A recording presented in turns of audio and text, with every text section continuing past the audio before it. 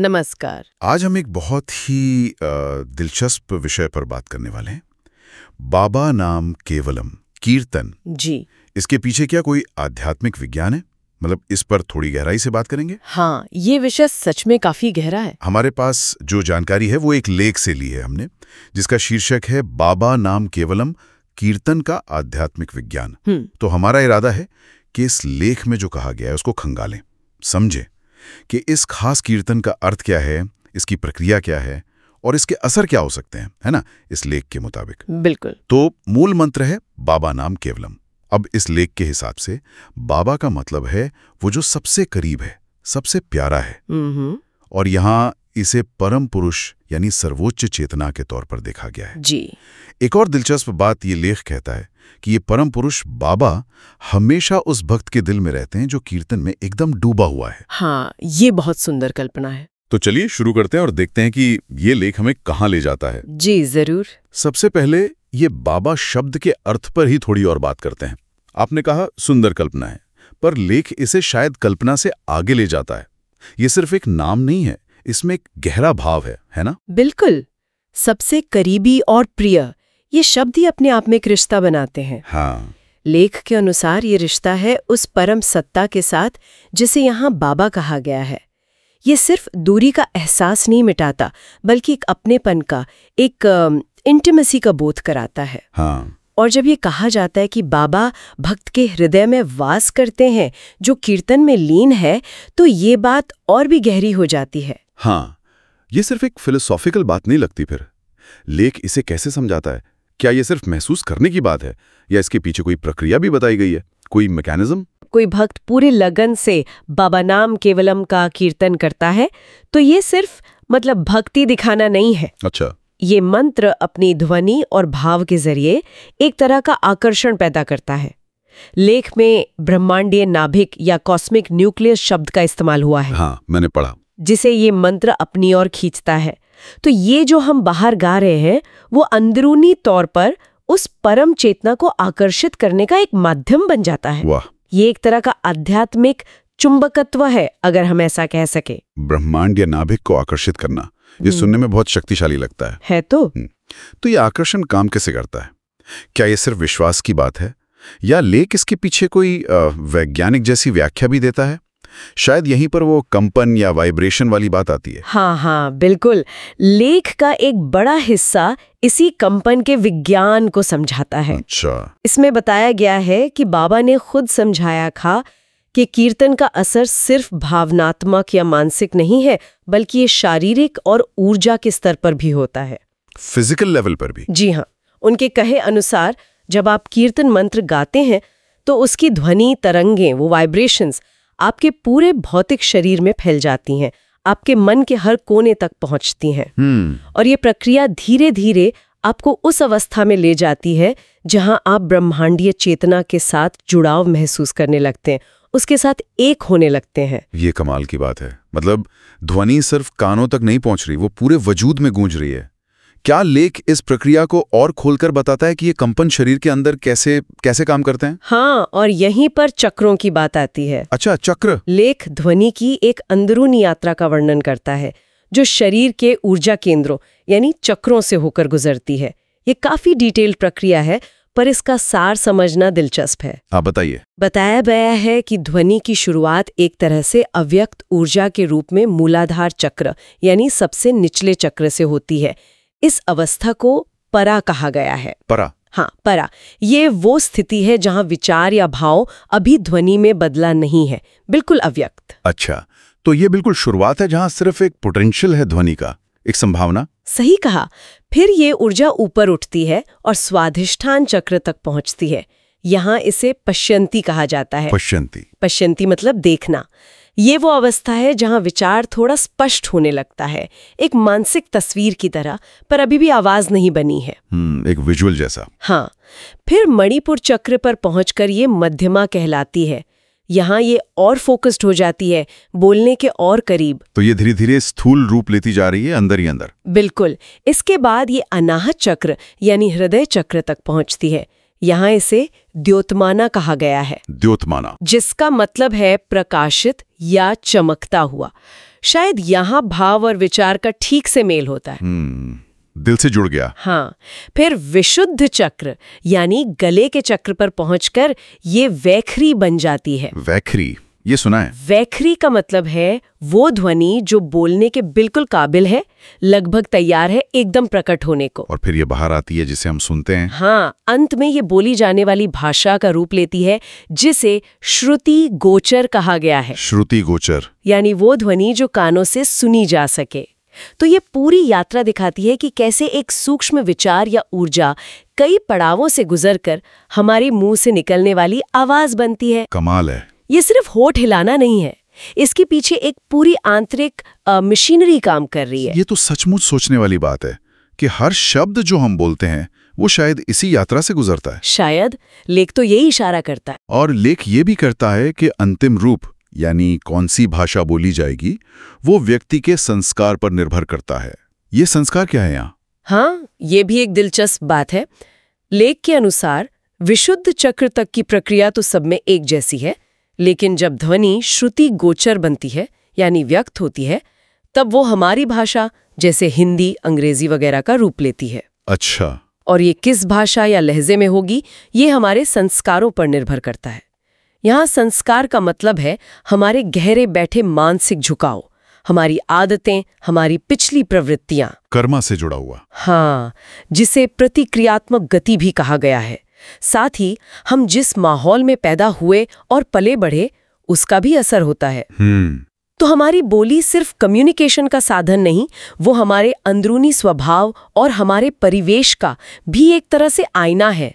वाह, मतलब हमारी आवाज और भाषा में हमारी पूरी कहानी छुपी हो सकती है। एक तरह से, हाँ। ये जानने के बाद तो बोलने से पहले सोचना और भी जरूरी लगता है।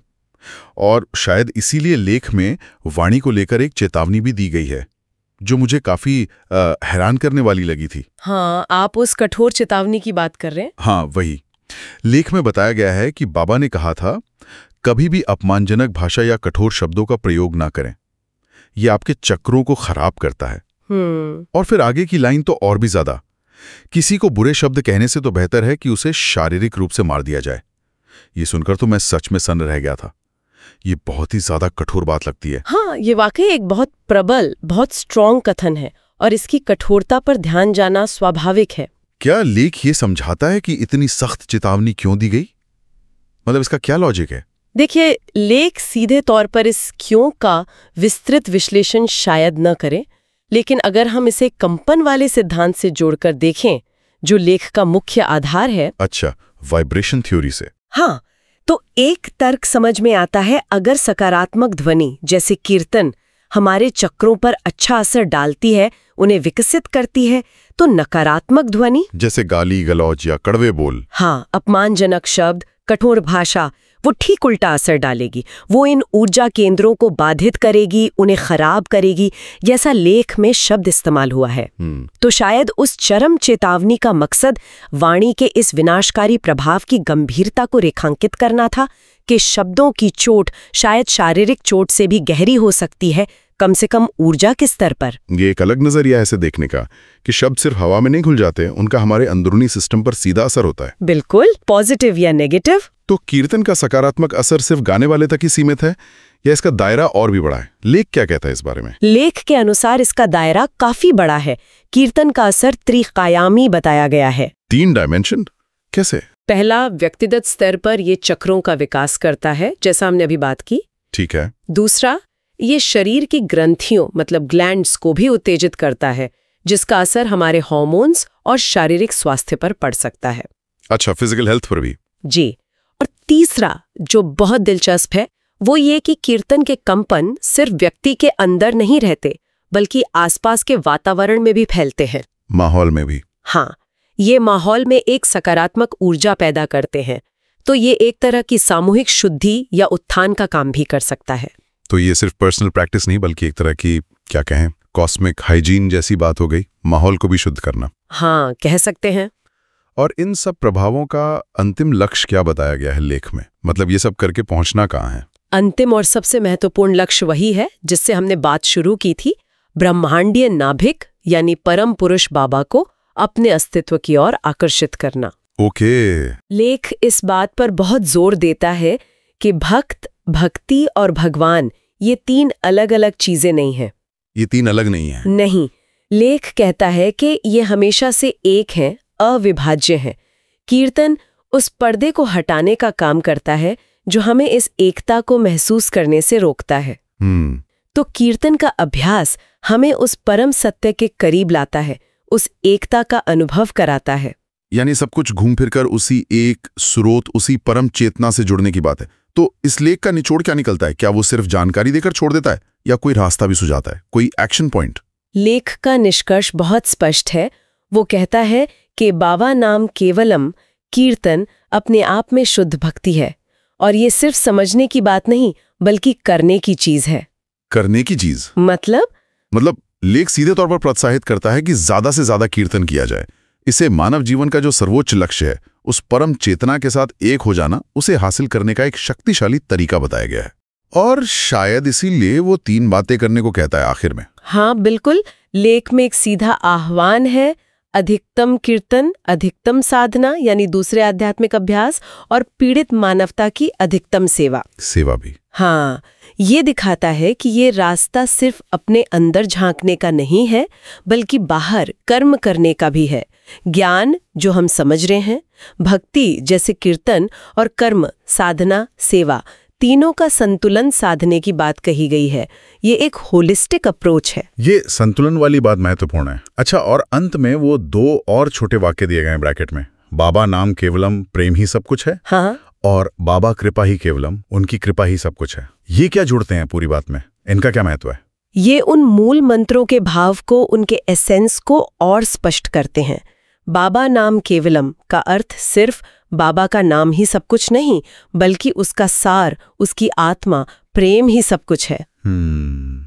प्रेम। और दूसरा वाक्य बाबा कृपा ही केवलम, ये याद दिलाता है कि हमारे सारे प्रयास, सारी साधना के बावजूद अंततः सब कुछ उनकी कृपा, उनकी ग्रेस पर ही निर्भर है। अच्छा, तो ये प्रेम और कृपा के भाव शायद अहंकार को कम करने और समर्पण को बढ़ाने में मदद करते हैं कि कर्ता हम नहीं, कृपा ही सब कुछ है। बहुत खूब।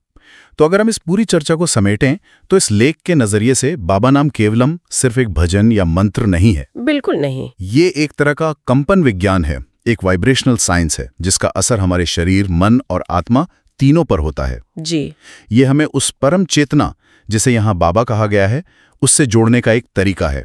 और ये लेख लगातार अभ्यास करने और अपनी वाणी को सकारात्मक रखने पर बहुत जोर देता है। बिल्कुल। और इस पूरी बातचीत से एक सवाल मेरे मन में आ रहा है जो सीधे लेख में नहीं पूछा गया पर उसकी बातों से ही उभरता है। हाँ, बताइए। लेख ध्वनि के इस अंदरूनी यात्रा पर, मूलाधार से शुरू होकर गले तक पहुंचने और फिर बाहर आने, इस पर इतना ध्यान देता है ना? हाँ, काफी विस्तार से। तो सोचने वाली बात यह है कि अगर हम इस प्रक्रिया के प्रति सजग हो जाएं, अवेयर हो जाएं, अगर हमें ये पता हो कि ध्वनि हमारे अंदर कैसे बन रही है, कैसे यात्रा कर रही है, तो क्या इससे ध्वनि के साथ, हमारी अपनी वाणी के साथ और मंत्रोच्चार के साथ हमारे रिश्ते में कोई बदलाव आ सकता है?